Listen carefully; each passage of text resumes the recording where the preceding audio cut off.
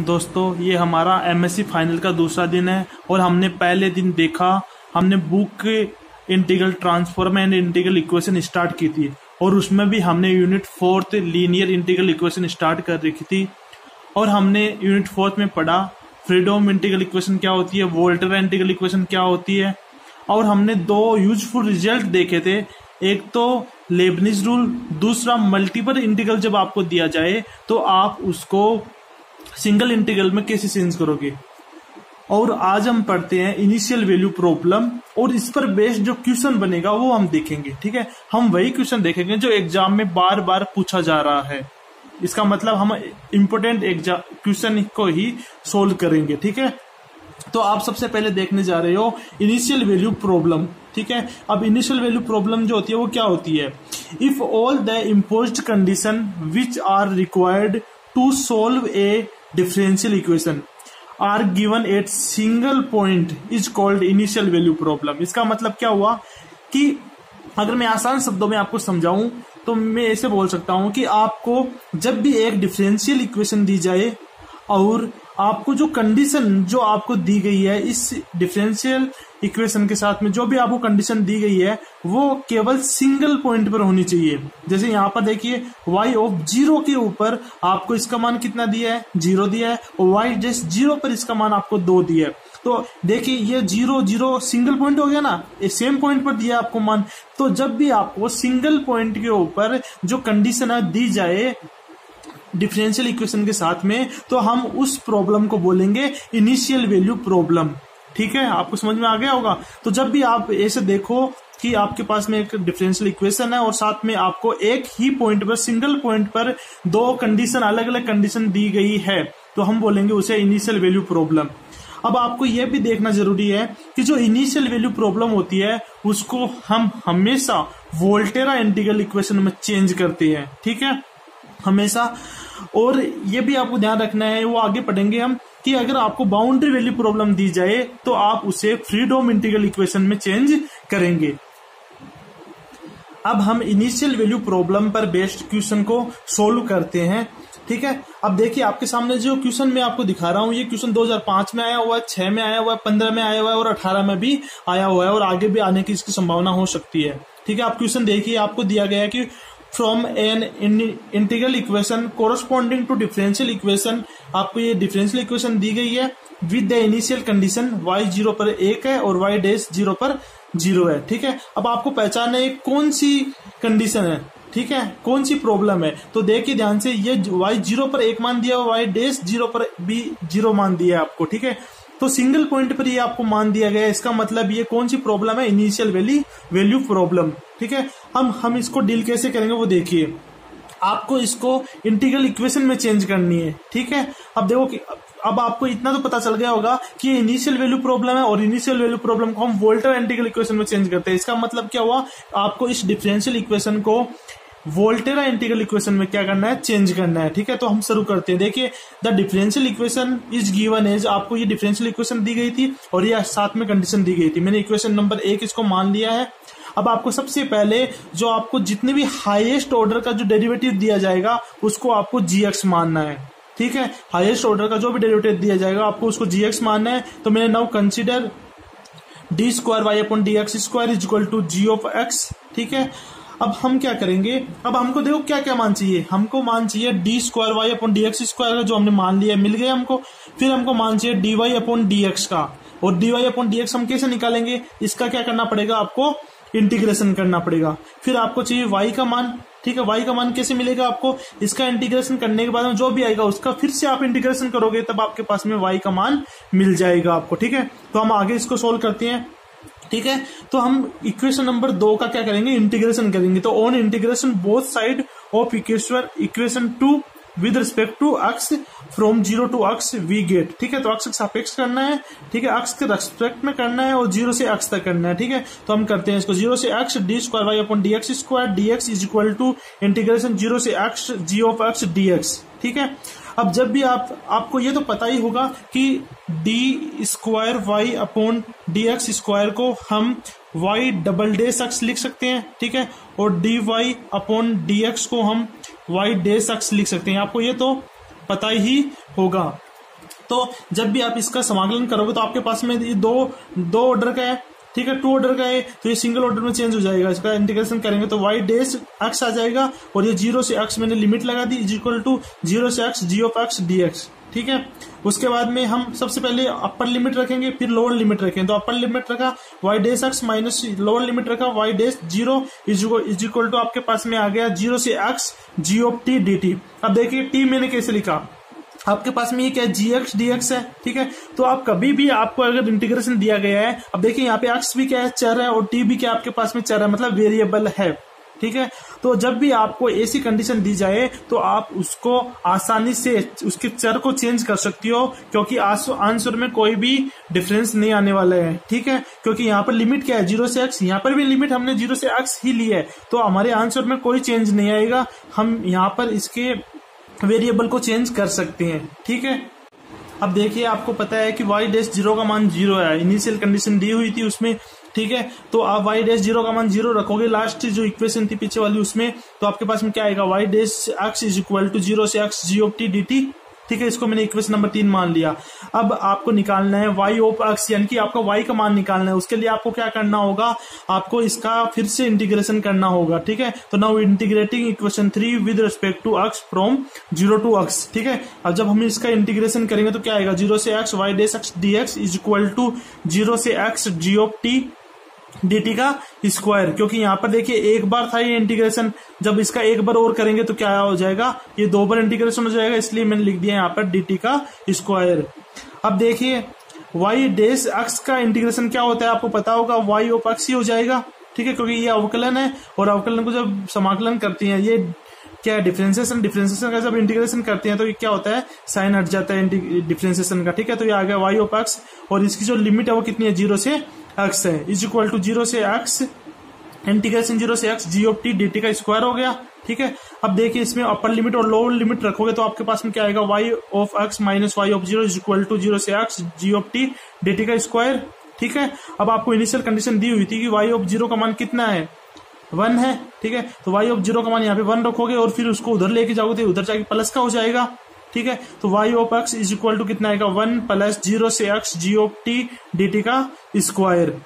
अब देखिए ये मल्टीपल इंटीग्रल और मल्टीपल इंटीग्रल को सिंगल इंटीग्रल में चेंज करना मैंने आपको बताया था, एक बार फिर से देख लीजिए। जैसे 0 से x g of t dt की पावर n आपको दिया गया है, ये मल्टीपल इंटीग्रल मतलब n बार इंटीग्रल किया गया है इसका, ठीक है। अब इसको सिंगल इंटीग्रल में चेंज कैसे करेंगे वो देख लीजिए। इज इक्वल टू आएगा 0 से x लिमिट सेम आएगी, ठीक है। फिर आपको क्या करना है, जो आप अपर लिमिट जिसका भी फंक्शन है, जैसे ये x का फंक्शन है, ठीक है, तो यहाँ पे आएगा x माइनस किसके सापेक्ष आप इंटीग्रल कर रहे थे वो आएगा, यानी x माइनस टी आएगा और इसकी पावर आएगी n-1। यहाँ पर जितनी टाइम्स आप इंटीग्रल कर रहे हो उसमें से एक कम आएगा और अपॉन में आएगा, यहाँ पे जो भी आएगा उसका फैक्टोरियल और फिर साथ में आएगा g ऑफ t dt, ठीक है। तो ये सिंगल में चेंज हो गया, देखिए 1 आ गया इसकी पावर। अब आप क्या करोगे, आप इसको लिखो, आप इसको चेंज करोगे इसमें, तो देखिए y of x is equal to 1 plus integration 0 से x। अब देखिए यहाँ पर क्या है x माइनस टी, तो x माइनस टी उसकी पावर 2 माइनस 1, तो ये आएगा 2 माइनस 1 यानी 1 ही आ जाएगा अपॉन 1 का factorial g of t dt। इसको और सोल्व करोगे तो आएगा आपके पास में y of x is equal to 1 plus 0 से x, ठीक है, x minus T g of t dt आ गया, ठीक है। अब हम क्या करेंगे, हमारे पास में y का मान भी आ गया, ठीक है, और हमने y डैश का मान ऊपर निकाला ही था और g ऑफ x का मान हमने सबसे पहले निकाला ही था, मतलब y डबल डैश x का मान हमने सबसे पहले निकाला ही था। अब ये तीनों के तीनों मान जो है, मतलब now putting equation 2, 3 and 4 in equation first, then we have g of x plus x 0 से x g of t dt plus 1 plus 0 से x minus t g of t dt is equal to 0, ठीक है। हमने क्या किया, equation number 1 में वो सारे के सारे मान रख दिए, ठीक है। पहले क्या था D square y upon D X square था, उसकी जगह मैंने जी एक्स लिख दिया, वैसे ही मैंने सारे के सारे मान रख दिए, ठीक है। अब g ऑफ x को मैंने इस लेफ्ट हैंड साइड में रख लिया और बाकी को सबको राइट हैंड साइड में हम ले गए, ठीक है, बराबर के उस तरफ हम उसको ले गए। तो यहाँ पे आएगा माइनस का 1, ये माइनस का आ गया पूरा का पूरा और ये माइनस का क्या आ गया, ये सारा का सारा, ठीक है। अब देखिए -1 आ गया। अब इसको हम क्या करेंगे, एक में लिख देंगे, ठीक है, एक इंटीग्रेशन में लिख देंगे। क्यों? क्योंकि यहाँ पे देखो इंटीग्रेशन की लिमिट भी सेम है और आपके पास में जो फंक्शन दिया हुआ है वो भी क्या है आपके पास में सेम है, और सेम के सापेक्ष ही आपको क्या करना है, इंटीग्रेशन करना है, सेम वेरिएबल के सापेक्ष, ठीक है। तो जी ऑफ टी डी टी यहाँ पे भी है, ठीक है, इसलिए हम इसको ऐसे लिख सकते हैं इंटीग्रेशन 0 से x, ठीक है, ये और ये मैंने माइनस तो कॉमन ले ही लिया, इसका मतलब यहाँ पे प्लस आ जाएगा फिर, ठीक है। तो x plus x minus T यानी कि आ गया 2x माइनस टी, और G of T D T common है तो मैंने G of T D T लिख दिया, ठीक है। तो आपके पास में ये जो भी इक्वेशन आई है कौन सी होगी, which is an Volterra integral equation. Volterra कैसे हुई, मैंने आपको बताया था कि जब भी इंटीग्रेशन की जो अपर लिमिट है वेरिएबल हो, अपर लिमिट क्या हो, वेरिएबल हो, तो वो कौन सी इंटीग्रल इक्वेशन होती है, Volterra integral equation. V for variable, V for variable, V for Volterra, ठीक है। अब हम अगला क्वेश्चन देखते हैं।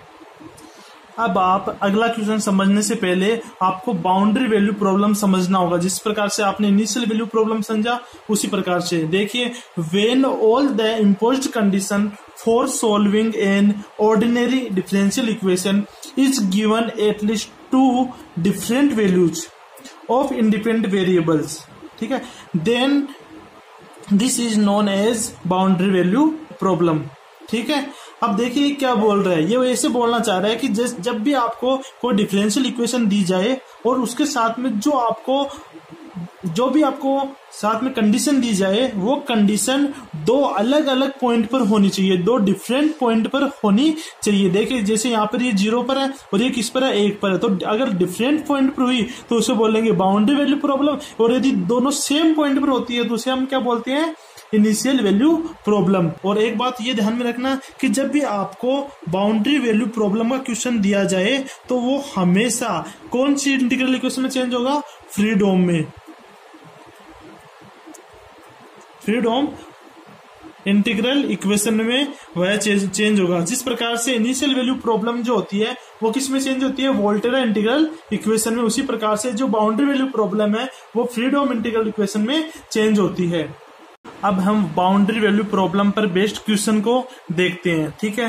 जैसे आपके पास में क्वेश्चन है, convert the differential equation D square Y upon D X square plus lambda Y is equal to 0 with the condition y of 0 is equal to 0 और y of 1 is equal to 0। अब यहां से आपको पता चल गया होगा कि ये कौन सी प्रॉब्लम है, बाउंड्री वैल्यू प्रॉब्लम। क्यों? क्योंकि ये देखो दो अलग अलग पॉइंट के ऊपर आपको कंडीशन दी हुई है, इसलिए इसे बोलते हैं हम बाउंड्री वैल्यू प्रॉब्लम, ठीक है।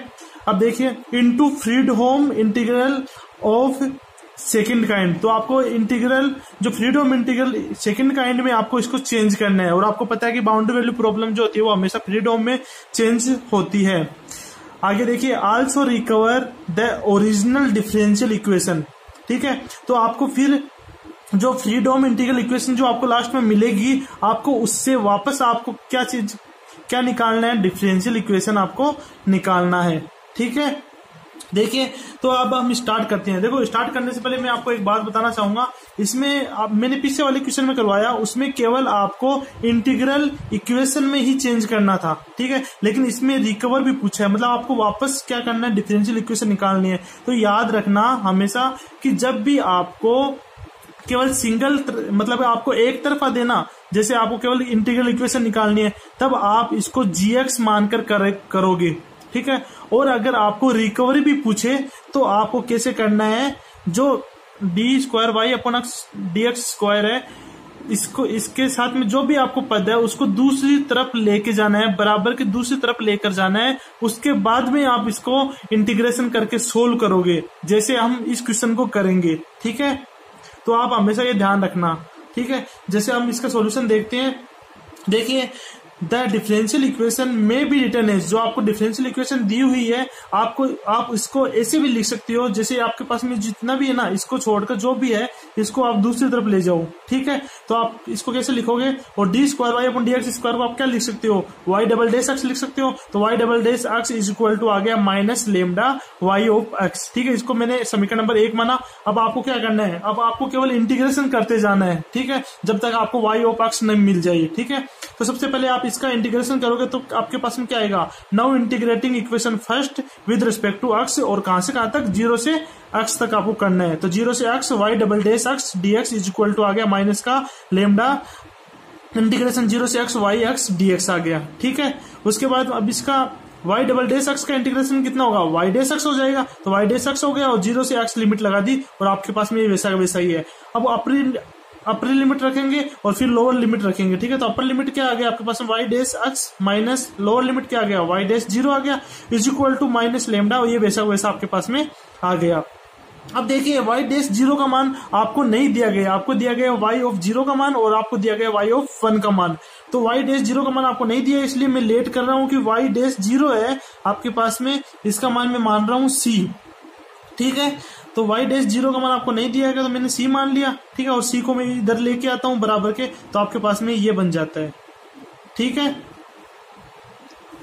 सॉरी यहाँ पर क्या आएगा आपके पास में माइनस आएगा, क्योंकि यहाँ पे क्या पहले से माइनस था ना, तो यहाँ पे क्या आएगा माइनस आएगा आपके पास में। ठीक है, तो देखिए y dash x is equal to c minus lambda और इंटीग्रेशन 0 से x y of x dx, ये आपके पास में आ गया। ठीक है, अब इसका क्या करेंगे, हम फिर से इंटीग्रेशन करेंगे क्योंकि आपको y ऑफ एक्स चाहिए ना, इसलिए। तो again integrating both side with respect to x then we get. दोस्तों आप साथ साथ में उतारते चाहिए क्योंकि मेरे को पेज चेंज करना पड़ेगा, इसलिए आप अगर फेयर कॉपी में उतारोगे तो आप आसानी से समझ पाओगे। देखिए अगर हम फिर से इंटीग्रेशन करेंगे तो आपके पास में आएगा 0 से x y dash x dx is equal to 0 से एक्स, यहाँ पे आपको c था तो c का भी इंटीग्रेशन तो करना पड़ेगा ही, तो ये c dx आ गया माइनस लेमडा 0 से एक्स। अब मैं देखिए यहाँ पर मैंने आपको पहले ही बताया था कि यहाँ पे यदि मतलब कि आप वेरिएबल को चेंज करोगे तो कोई फर्क नहीं पड़ेगा, लेकिन पूरे वेरिएबल को चेंज करना पड़ेगा इस एक इंटीग्रेशन में। ठीक है, क्योंकि यहाँ पे x लगा हुआ ना, तो वापस ये x रखने पर आपके पास में आपका आंसर मिल जाएगा आपको, इसलिए आप यहाँ पर इसके वेरिएबल को चेंज कर सकते हो। तो मैंने वेरिएबल को चेंज कर लिया अपनी सुविधा के लिए, क्योंकि आगे क्या होती है दिक्कत होती है उसमें। अब देखिए इसका इंटीग्रेशन फिर से करोगे तो क्या आएगा, यहाँ पे स्क्वायर लग जाएगा क्योंकि एक बार इंटीग्रेट फिर से हो गए यहाँ पर। अब देखिए y डैश एक्स का इंटीग्रेशन क्या होगा, y ऑफ एक्स होगा, y ऑफ एक्स में जो अपर लिमिट और लोअर लिमिट रखें तो आपके पास में क्या आएगा, y of x minus y of 0 आ जाएगा इज इक्वल टू c, और ये क्या कांस्टेंट है इसलिए इसका समाकलन क्या हो जाएगा, cx हो जाएगा माइनस लेमडा 0 से x। अब देखिए ये आपके पास में क्या मल्टीपल इंटीग्रल है और आपको इसको सिंगल इंटीग्रल में चेंज करना है, तो सिंगल इंटीग्रल में चेंज कैसे करते हैं, ये आएगा x माइनस टी की पावर 2 माइनस 1। ठीक है, तो आपके पास 2 माइनस 1 क्या आएगा, 1 ही आ जाएगा, और अपॉन में यहाँ पे जो आएगा उसका फैक्टोरियल आपको क्या करना है, लिखना है। ठीक है, और y ऑफ टी dt। अब देखिए यदि आप यहाँ पर यदि चेंज नहीं करते हो तो आपके पास में यदि आप यहाँ पर आप x ही रखते हो तो यहाँ पर क्या आएगा, x माइनस x बन जाएगा और वो x माइनस x 0 हो जाएगा, और फिर आप इसको आगे सोल्व नहीं कर पाओगे। इसलिए मैंने इसका जो वेरिएबल है चेंज कर लिया ताकि हमारे कोई दिक्कत ना हो। ठीक है, उसके बाद देखिए आपके पास में y ऑफ 0 का मान आपको 0 दिया गया है क्वेश्चन में, जो कंडीशन दी गई है उसमें। ठीक है, अब देखिए y of x is equal to क्या आ जाएगा, cx माइनस, और ये ऐसा कैसे मैंने लिख दिया। ठीक है, अब देखिए आपको एक कंडीशन और दी गई थी कि y ऑफ 1 का मान आपको 0 दिया गया था। ठीक है, तो y ऑफ 1 का मान 0 जो है इसका यूज हम किस में करेंगे, हम c का मान निकालने में करेंगे। तो c का मान निकालने के लिए हम क्या करेंगे, हम x बराबर 1 है वो पुट करेंगे किसमें, इक्वेशन नंबर 3 में। तो इक्वेशन नंबर 3 में x बराबर 1 पुट करने पर आपके पास मिलेगा y of 1 is equal to c minus lambda integration 0 से, यहाँ पे x 1 आ जाएगा, फिर आएगा यहाँ पे x 1 लिखेंगे 1 minus T y of T dt। ठीक है, और y ऑफ 1 का मान कितना है, 0 है, तो यहाँ पे 0 रखेंगे तो c का मान कितना आ जाएगा, लेमडा इंटीग्रेशन 0 से 1 minus T y of T dt आ जाएगा आपके पास में। इसको मैंने इक्वेशन नंबर 4 मान लिया। ठीक है, अब इक्वेशन नंबर 4 को इक्वेशन नंबर 3 में हम जब रखेंगे तो आपके पास में y ऑफ x का मान आ जाएगा। तो y ऑफ x का मान आपके पास में आ रहा है लेमडा इंटीग्रेशन 0 से 1 x 1 minus T y of T dt। ठीक है, और फिर माइनस ये ऐसा कैसा यहाँ पे आ जाएगा, लेमडा इंटीग्रेशन 0 से x minus T y of T dt आ गया। ठीक है, अब देखिए दोस्तों ये आपके पास में बाउंड्री वैल्यू प्रॉब्लम आपको दी गई थी और आपको इसको किस में चेंज करना है, फ्रीडम इंटीग्रल इक्वेशन में। और फ्रीडम इंटीग्रल इक्वेशन में जो अपनी लिमिट आती है वो क्या आती है, कांस्टेंट आती है। अब इसकी तो कांस्टेंट, लेकिन ये कांस्टेंट नहीं है, तो आपको क्या चाहिए, दोनों कांस्टेंट चाहिए, तो आपको दोनों कांस्टेंट बनानी होगी। अब देखिए वो कैसे हम बनाएंगे। आप सबसे पहले क्या करोगे, ये 0 से 1 है तो 0 से 1 को आप तोड़ोगे दो भागों में। कैसे, एक तो 0 से x में और एक अक्ष से 1 में, ठीक है। तो देखिए y of x is equal to lambda, मैंने 0 से अक्ष में तोड़ा इसको और ऐसा कैसा लिख दिया पूरा का पूरा, ठीक है। फिर प्लस लेमडा इंटीग्रेशन और फिर 0 से अक्ष और फिर अक्ष से 1 तक मैंने इसको लिखा और ये ऐसा कैसा मैंने लिख दिया और माइनस ये ऐसा कैसा मैंने लिख दिया, ठीक है। तो हम इसको ऐसे लिख सकते हैं, 0 से 1 है तो 0 से अक्ष और अक्ष से 1 में इसको आराम से लिख सकता हूँ, कोई दिक्कत नहीं है। अब आप क्या करोगे, इसको और इसको इंटीग्रेट करके लिख दोगे, ठीक है। मैंने पीछे वाली इक्वेशन है वो यहाँ पे उतार ली है पूरी की पूरी, और अब आपको क्या करना है, ये एक तो ये, ठीक है, और एक 0 से x, इन दोनों को क्या करना है, एक साथ में लिखना है। क्योंकि देखिए यहाँ पर बाहर भी लेमडा, यहाँ पे भी लेमडा, यहाँ पे 0 से x, इसकी लिमिट भी 0 से x है, ये y ऑफ t dt है, यहाँ पे y ऑफ t dt है। तो आप इसको एक साथ में आराम से लिख सकते हो, कोई दिक्कत नहीं होगी। तो एक साथ में लिख दीजिए y of x is equal to lambda 0 से x। अब एक साथ में लिखोगे तो देखिए यहाँ पर क्या माइनस है और ये लेमडा मैंने क्या ले लिया, बाहर ले लिया, तो ये x को अंदर मल्टीप्लाई करके लिख दिया x माइनस एक्स टी, ठीक है। और फिर माइनस को इसके अंदर मल्टीप्लाई करके लिख दिया तो आपके पास में क्या आएगा, माइनस का x और प्लस का t, ठीक है। वो बाहर आ गया y of t dt plus, और ये ऐसा ऐसा मैंने यहाँ पर लिख दिया, ठीक है। यहाँ से x x कैंसिल हो जाएगा और t कॉमन ले लेंगे तो यहाँ पे क्या बचेगा, लेमडा 0 से x t मैंने कॉमन ले लिया, t आ गया 1 minus x y of t dt आ गया प्लस, यहाँ पर मैंने ऐसा कैसे इसको लिख दिया, ठीक है। अब देखिए ये 0 से x और ये x से 1 है, मैं इसको 0 से 1 डायरेक्ट लिख सकता था, कब, जब ये पूरा का पूरा क्या हो, इसके बराबर हो, तब लिख सकता था।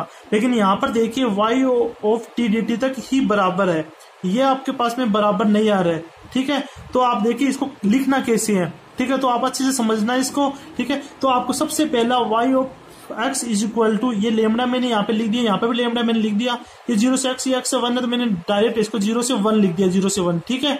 अब इसको आप देखिए मैंने केवल ये लास्ट वाला लिख दिया y ऑफ t dt, ठीक है। अब यहाँ पर देखिए ये दोनों क्या है, अलग अलग है, इसलिए मैंने इसको लिख दिया k x ऑफ t, क्योंकि ये क्या हो गया, कर्नेल बन गया आपके पास में, क्या बन गया, कर्नेल बन गया k x ऑफ t। अब ये कर्नेल जो होता है वो किसके बराबर होगा, वो आप नीचे देख लीजिए, ठीक है। तो वेयर k x t जो है वो बराबर होगा t1 माइनस एक्स। अब देखिए t1 माइनस एक्स कब आ रहा है, जब 0 से x है t का मान, जब t का वैल्यू है वो 0 से x है तो आपके पास में जो k x ऑफ t का मान क्या आएगा, t1 माइनस एक्स, तो मैंने ऐसे ही लिखा है t1 माइनस एक्स, कब, जब t का मान 0 से x हो, ठीक है। और फिर दूसरा पॉइंट मैंने लिख दिया, जब t का मान x से 1 होगा तब आपके पास में जो कर्नेल जो होगा इसका मान क्या आएगा, k1 माइनस t, ठीक है। और यही आपको क्या करनी थी, आपको फाइंड करनी थी, जो ये आपके पास में आई है, यही के आपके पास में फ्रीडोम इंटीग्रल इक्वेशन है, वो कौन सी, सेकंड काइंड की। ध्यान से देख लीजिए 0 से 1 है, ठीक है। 0 से 1 अपनी लिमिट क्या आ रही है आपके पास में, कांस्टेंट आ रही है, और अगर अपनी लिमिट आपके पास में कांस्टेंट है तो इसे हम बोलते हैं फ्रीडोम इंटीग्रल इक्वेशन। अब दोस्तों आपको इसका कन्वर्स पार्ट भी पूछा गया है, तो यहां तक तो ये एक पार्ट हो गया। अब आपको इसका कन्वर्स पार्ट करना है, मतलब आपको वापस बैक पूरा का पूरा इसको करना है, ठीक है। तो देखिए आप चाहो तो आप इसको यहां से भी कर सकते हो, या फिर आप चाहो तो इसे इक्वेशन नंबर जो 5 आपके पास में आई थी आप इसको वहां से भी कर सकते हो। मतलब मैं आपको दिखाता, देखिए ये जो इक्वेशन 5 आपको पीछे आई थी आपके पास में, आप इसको यहां से भी सोल्व कर सकते हो, ठीक है। यहां से भी आप इसका रिवर्स पार्ट कर सकते हो। कैसे करोगे आप इसका रिवर्स पार्ट, इसका क्या करना है, आपको डिफरेंशिएशन करना है, डिफरेंशिएशन करता जाना है और फिर आपके पास में वापस वही का वही आ जाएगा। अब देखिए दोस्तों आप कन्वर्स पार्ट करते हैं, तो देखिए कन्वर्स पार्ट के लिए मैंने इक्वेशन नंबर 5 को यहाँ पर लिख लिया है पूरी को, ठीक है। तो आपको भी ऐसे ही करना, आपको इक्वेशन नंबर 5 लिखनी नहीं है, आपको डायरेक्ट लिखना है कि differentiation both side of equation 5, ठीक है, विद रिस्पेक्ट टू x, ठीक है। तो x के सापेक्ष आपको इसका क्या करना है, अवकलन करना है, डिफरेंशिएशन करना है। तो करो डिफरेंशिएशन, जब इसका डिफरेंशिएशन करोगे तो आएगा y डेश x आ जाएगा इज इक्वल टू लेमडा, ठीक है। अब मैंने लेमडा दोनों तरफ से क्या ले लिया, कॉमन ले लिया, दोनों साइड से कॉमन ले लिया, तो यहाँ पे मैंने कॉमन ले लिया, ये आ गया d अपॉन डी एक्स, और ये ऐसा कैसा लिख दिया, फिर माइनस, ठीक है, d अपॉन डी एक्स, और ऐसा कैसा लिख दिया मैंने, ठीक है। अब देखिए मैंने आपको पहले ही बताया था कि जब समाकलन का आपको अवकलन करना हो तब वो लेबनिज रूल से होता है। कौन से रूल से होता है, लेबनिज रूल से होता है। और लेबनिज रूल क्या होता है मैंने आपको कल बताया था, अच्छे से समझाया था, और आपने इस पर प्रैक्टिस भी की होगी थोड़ी बहुत, ठीक है। तो यहाँ पे देखिए जब भी आप को इंटीग्रेशन का डिफरेंशिएशन करना हो तो आपको कौन सा रूल लगाना है, लेबनिज रूल। और आप इस पर इसको कैसे अप्लाई करोगे वो देख लीजिए एक बार फिर से, ठीक है। आपको सबसे पहले ऐसा कैसा लिखना है, इंटीग्रेशन g ऑफ x से h x, ठीक है। फिर आपको क्या करना है, सबसे पहले जो ये आपके पास में फंक्शन दिया हुआ है इसका आपको आंशिक अवकलन करना है, किसके सापेक्ष, यहाँ पे जो भी दिया हुआ होगा x के सापेक्ष, ठीक है। फिर आपको क्या करना है, जो अपर लिमिट है वो आपको इसमें पुट करनी है फंक्शन में, तो ये आएगा f of x comma h of x, ये मैंने अपर लिमिट पुट कर दी, ठीक है। अपर लिमिट पुट कर दी इसमें, और फिर अपर लिमिट का x सापेक्ष अवकलन करना है, डिफरेंशिएशन करना है, ठीक है। फिर लोअर लिमिट रखेंगे तो माइनस का साइन लगेगा, ठीक है। और लोअर लिमिट रखने से पहले आप क्या करोगे, f ऑफ x gx, मतलब gx को आप यहाँ पर पुट कर दोगे t की जगह, ठीक है। t की जगह आप पुट करोगे तो आपके पास में आएगा f of x gx, okay. फिर आपको gx का x सापेक्ष अवकलन करना है। अब देखते हैं, इसको करते हैं। अब देखिए वाई डेस एक्स मैंने ऐसा लिख दिया, ऐसा कैसा लिख दिया, इज इक्वल टू ये लेमडा आ गया आपके पास में। अब आप इसका यदि आप करोगे अवकलन इस इंटीग्रेशन का, तो आप कैसे करोगे, सबसे पहले इसका आंशिक अवकलन करोगे, तो देखिए आंशिक अवकलन करो यहाँ से आप इंटीग्रेशन 0 से 1, ठीक है। x1 minus T y of t का आंशिक अवकलन कितना होगा, x के सापेक्ष, तो x के सापेक्ष x का कितना होता है, 1 होता है, और बाकी सारा का सारा ऐसा कैसा आएगा, तो मैंने लिख दिया ऐसा कैसा, ठीक है, प्लस। अब एक आप t की जगह पुट करोगे यहाँ पर, तो आपके पास में 1 माइनस 1 कितना होगा, 0, तो मैंने यहाँ पे 0 लिख दिया, ठीक है। उसके बाद में आप इसमें 0 पुट करोगे लोअर लिमिट, ठीक है, 0 लोअर लिमिट पुट करोगे ना आप, तो यहाँ पर तो ये चलो 1 माइनस 0 हो जाएगा, लेकिन आप फिर आप 0 का क्या करोगे, आप जब आप 0 का अवकलन करोगे, 0 का आप अवकलन करोगे तो आपको वापस क्या मिलेगा, 0 ही मिलेगा, ठीक है। फिर माइनस, ठीक है। अब इसका क्या करना है, आपको अवकलन करना है, तो कैसे करोगे, लेबनिज रूल लगाओगे वापस, ठीक है। तो ये आगे आपके पास में इंटीग्रेशन 0 से x, और इसका जब आप पूरे का करोगे क्या, आंशिक अवकलन, तो x का आंशिक अवकलन कितना होएगा, 1 होएगा, और यहाँ से आपके पास में कितना आ जाएगा, ठीक है। और t का जो आंशिक अवकलन कितना होगा आपके पास में 0 होगा, ठीक है। तो x का कितना होगा, 1 होगा, t का 0 होगा, तो यहाँ पे पूरा का पूरा कितना आ गया, 1, ये पूरा का पूरा 1 बन गया, और 1 के साथ में मल्टीप्लाई में क्या है, y ऑफ t है, तो मैंने ऐसा ऐसा लिख दिया, y ऑफ t dt लिख दिया, ठीक है। और इसमें मल्टीप्लाई में क्या है, 1 है, ठीक है। फिर आप क्या करोगे, x रखोगे इसमें, अपर लिमिट पुट करोगे, अपर लिमिट जब पुट करोगे तो ये क्या बन जाएगा, 0 बन जाएगा, तो मैंने यहाँ पे 0 लिख दिया। फिर आप लोअर लिमिट पुट करोगे तो ये 0 हो जाएगा, ये x बन जाएगा, लेकिन आप जब 0 का अवकलन करोगे तब आपको वापस 0 मिलेगा, तो मैंने ऐसा कर दिया, ठीक है। अब इसको सोल्व करके मैं लिख दिया y dash x is equal to lambda आ गया बाहर, ठीक है, 0 से 1 minus T y of T D T ऐसा लिख दिया, ठीक है। फिर ये बाहर क्या है, माइनस है, तो माइनस लगा दिया, इंटीग्रेशन 0 से x y of T D t मैंने ऐसा लिख दिया, ठीक है। अब आपको क्या करना है, एक बार और करना है इसका अवकलन, क्यों, क्योंकि आपको वाई डबल डेस एक्स का मान चाहिए, क्योंकि आपको स्टार्टिंग में जो डिफरेंशियल इक्वेशन दी गई थी वो स्क्वायर में 2 ऑर्डर की दी गई थी, ठीक है। अब again differentiation with both side of 6, यानी जो आपको ये 6 नंबर इक्वेशन है इसका क्या करना है, डिफरेंशिएशन करना है with respect to x।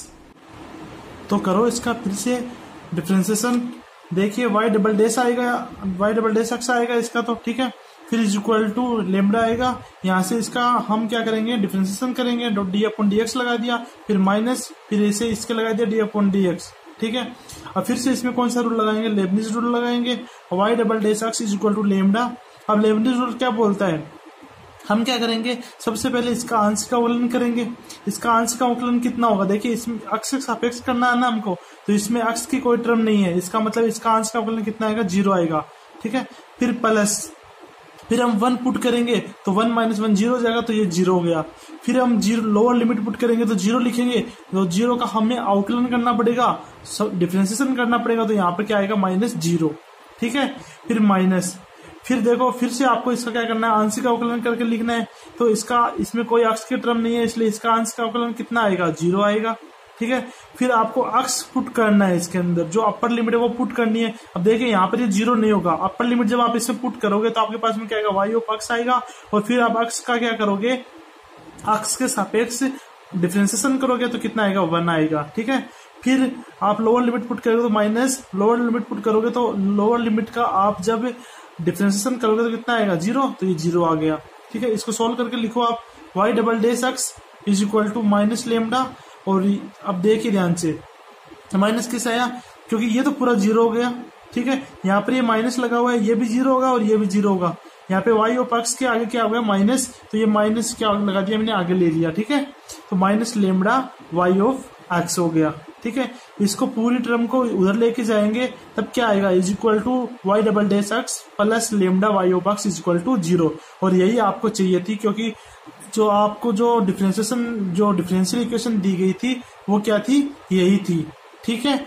So for the initial condition putting x बराबर 0 x बराबर 1, ये क्यों कर रहे हैं हम, क्योंकि आपको जो कंडीशन दी गई थी वो भी आपको निकालनी होगी। और ये कंडीशन निकालने के लिए आपको क्या करना पड़ेगा, x बराबर 1 और x बराबर 0 है, वो इक्वेशन नंबर जो 5 ऊपर दी गई थी आपको उसमें पुट करना होगा। तो जब आप उसमें x बराबर 0 और x बराबर 1 पुट करोगे तो आपके पास में y ऑफ 0 बराबर 0 और y ऑफ 1 बराबर 0 मिल जाएगा, ठीक है। हम 0 और 1 ही पुट क्यों कर रहे हैं, क्योंकि आपको जो कंडीशन दी गई थी वो एक तो 0 पर दी गई थी और एक किस पर दी गई थी, 1 पर दी गई थी, ठीक है।